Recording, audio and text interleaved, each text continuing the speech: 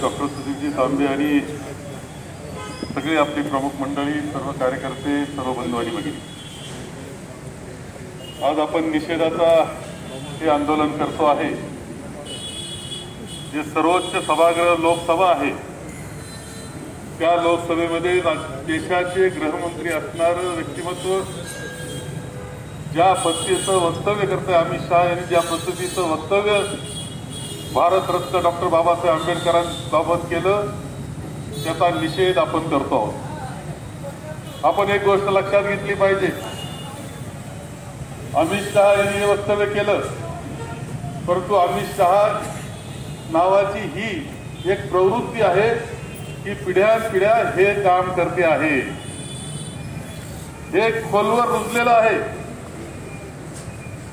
ते आजही पुरोगामी विचाराचा निषेध करत असते, त्यांचाच आधार घेऊन सत्तेवर जायचं, सत्तेवर गेल्यावर ती आपली जी विचार आहे तो नष्ट करण्याचा प्रयत्न करायचा। या प्रवृत्तीचा निषेध आपण केला पाहिजे। अमित शहाचा निषेध तर केलाच पाहिजे। गृहमंत्री देशाचे काय बोलतायत, कशा पद्धतीने बोलतायत, भारतरत्न डॉक्टर बाबासाहेब आंबेडकरांचा आदरयुक्त असं त्यांचं नाव घेतलं पाहिजे। त्यावेळी ज्या पद्धतीने ते बोलतायत, जे त्यांच्या अंतर्गत जी प्रवृत्ती आहे ती बोलते, हे पहिलं लक्षात घेतलं पाहिजे आणि या प्रवृत्तीचा निषेध आपण केला पाहिजे। अलीकडच्या कालखंडामध्ये आपल्या काही गोष्टी स्पष्टपणे दिसत आहेत। विशेषतः आपल्याला दिसले की मध्यंतरीच्या घटना महाराष्ट्रात आणि देशात ज्या घटना घडल्या त्याचा उल्लेख मला या निमित्तानं केला पाहिजे, कारण हे वक्तव्य त्याचा सर्वोच्च असं आहे, सर्वोच्च गोष्ट घडलेली आहे। त्यामध्ये लक्षात घ्या, ते छत्रपती शिवाजी महाराज आपल्या सर्वांचं श्रद्धास्थान, आराध्य दैवत, त्यांचा पुतळा कोसळतो, काही महिन्यामध्ये कोसळतो। पंतप्रधानांनी त्याचं अनावरण केल्यानंतर कोट्यावधी रुपये खर्च करून बसवलेला तो स्मारक अनावरण करता वापरलं जातं, ते श्रद्धास्थान आमचं कोसळल्यानंतर काय दिसतंय, त्याच्या भ्रष्टाचारावर चौकशी केली जात नाही। जे पुतळा उभा करणारे होते त्यांची श्रद्धा ही छत्रपती शिवाजी महाराजांवर नव्हती, आमच्या आराध्य दैवतावर नव्हती, हे पहिलं लक्षात घेतलं पाहिजे। हीच ती प्रवृत्ती आहे हे लक्षात घेतलं पाहिजे। आपल्याला आणखी दिसतं स्त्रियांवर अत्याचार, मणिपूरमध्ये अत्याचार, आदिवासी भगिनींवर अत्याचार किती भयानक पद्धतीने झाले, मारले गेले शेवटी अत्याचार करून त्यांना। पंतप्रधानांनी साधा निषेध सुद्धा केलेला नाही, ही एक प्रवृत्ती आहे, लक्षात घ्या।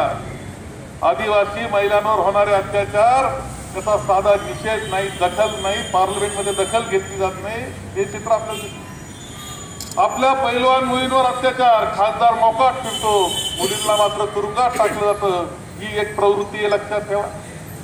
बिल्किस बानो जी लहडली, तिच्यावर अत्याचार केले, घरातली माणसं तिच्या समोर मारले गेले, ती लहडली, आरोपींना त्यांनी जेलमध्ये घातलं, जन्मठेपेची शिक्षा झाली, ज्यांची सत्ता आली त्या आरोपींना बाहेर काढलं गेलं आणि त्यांचा सत्कार केला जातो। ही एक प्रवृत्ती आपण लक्षात घेतलं पाहिजे। बदलापूरच्या घटनेमध्ये त्या मुलींवर अत्याचार झाले, आरोपी मारला, पण कोणाला संरक्षण देत होते, ही कोणती प्रवृत्ती होती हे तुम्ही ओळखलं पाहिजे। ह्या सगळ्या घटना आपल्याला दिसत आहेत की प्रवृत्तीचा भाग आहे, आज लक्षात घ्या। आपण पाहिलं की या आठवड्यामध्ये काही गोष्टी घडल्यात। जे घडलं परभणीमध्ये, एक कार्यकर्ता, गरीब कार्यकर्ता, त्याला पोलीस कोठडीत टाकतात आणि पोलीस कोठडीमध्ये तो मृत्यू पावतो। त्याची खरी चौकशी झाली पाहिजे, खोटी चौकशी कोणाच्या तरी अपराधावर पांघरून घालण्याचा कार्यक्रम सरकारने नाही केला पाहिजे, त्यावर लक्ष ठेवलं पाहिजे। आपण का कसा मरतो तो बारकाव्यानं पाहण्याची गोष्ट आहे, कारण त्याच्या मार्ग सुद्धा हीच प्रवृत्ती, हे लक्षात ठेवलं पाहिजे। देशमुख सरपंच कशा पद्धतीने मारला जातो, काय गुन्हा, बीडमध्ये काय गुन्हा होता त्याचा, अप्रवृत्ती होती, गुंडशाही होती, तिच्या विरोधात तो उभा राहिला गावामध्ये, त्याला अक्षरशः डांबून नेलं गाडीमध्ये आणि काही तासांनी सापडला, हलहाल करून मारलं त्याला संरक्षण घेण्याचा प्रयत्न तर नाही ना चालला, शंका वाटते. खंड्या रस्त्यामध्ये गुंडाळण्याचा कार्यक्रम चाललाय का काय असं वाटून जातंय. ही प्रवृत्तीला खतपाणी कोण घालतंय आणि ही प्रवृत्ती राज्यामध्ये वाढताना दिसते, देशामध्ये वाढताना दिसते. हा देश कुठे जाणार? या देशाच्या लोकशाहीचं काय होणार? धर्माच्या नावाखाली मतं मागायचे, जातीच्या नावाखाली मतं मागायचे, सत्तेवर जायचं आणि पुरोगामी विचाराला पूर्णपणे मोडून काढायचं, ही वृत्ती चाललेली आहे. आणि म्हणून आपण निषेध करत असताना या सगळ्या घटनांचा निषेध केला पाहिजे, हे सुद्धा लक्षात ठेवा. आपल्या जे काही आपले आराध्य दैवत आहेत, राष्ट्रीय पुरुष आहे, यांचा वेळोवेळी अपमान झालेला आहे. पण आम्ही हे सगळं विसरून जातो. डॉक्टर सुधीरजी तांबे म्हटल्या पद्धतीनं दिसता मोर्चा काढला, निषेध केला आणि घरी गेलो आणि परत विसरलो तर काही उपयोग नाही.